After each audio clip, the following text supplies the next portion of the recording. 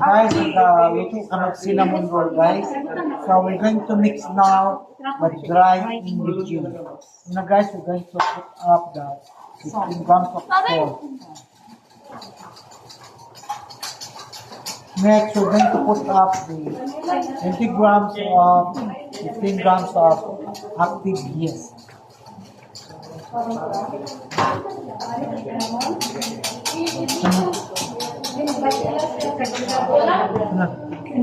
Vanilla white sugar.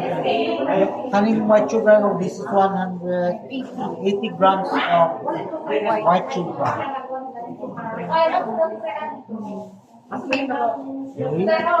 Next, margarine na. Wala pa ang shortening 60 grams. 60 grams of shortening. Ang shortening, nagamit mi o butter instead of light margarine. 60 grams.